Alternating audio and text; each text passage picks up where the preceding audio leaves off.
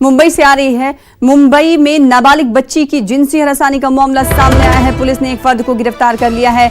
दुकानदार के खिलाफ मुख्तलिफ दफात के तहत मुकदमा दर्ज किया गया है। मुलजिम से पूछताछ की जा रही है। तो दिल दहला देने वाली वारदात लगातार सामने आ रही है। इस बीच खबर मुंबई से आ रही नाबालिग बच्ची की जिनसी हरासानी का मामला सामने आया है। पुलिस ने एक फर्द को गिरफ्तार किया है। दुकानदार के खिलाफ मुख्तलिफ दफात के तहत मुकदमा दर्ज किया गया है। मुलजिम से पूछताछ की जा रही है। तो आधी आबादी को इंसाफ मिले, इसके लिए एक तरफ जहां दिल्ली में स्वाति मालीवाल धरने पर बैठी हैं, पूरा मुल्क जो है मुतालबा कर रहा है इंसाफ का। हैदराबाद में वेटरनरी डॉक्टर के साथ पेश आए हादसे को लेकर, वाकये को लेकर, इस बीच लगातार इस तरह के वाकयात थमने का नाम नहीं ले रहे। नाबालिग बच्ची की जिनसी हरासानी का मामला मुंबई से सामने आया है। पुलिस ने एक फर्द को गिरफ्तार कर लिया है। दुकानदार है ये जिसे गिरफ्तार किया गया है और इसके खिलाफ मुख्तलिफ दफात के तहत मुकदमा भी दर्ज कर लिया गया है। मुलजिम से पूछताछ की जा रही है। मजीद तफसीलात हासिल करेंगे, रुख करेंगे मुंबई का। हमारे साथ हमारे नुमाइंदे जुड़ रहे हैं।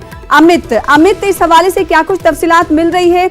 बच्ची के साथ इसने ये दुष्कर्म कब किया और पुलिस ने इसे गिरफ्तार कर लिया है? कहा जा रहा है मुख्तलिफ दफात के तहत मुकदमा भी दर्ज किया गया है। मुलजिम ने क्या कबूल कर लिया? कि लगातार जो है आरोपी से पूछताछ चल रही है। ये कुर्ला इलाके का मामला है।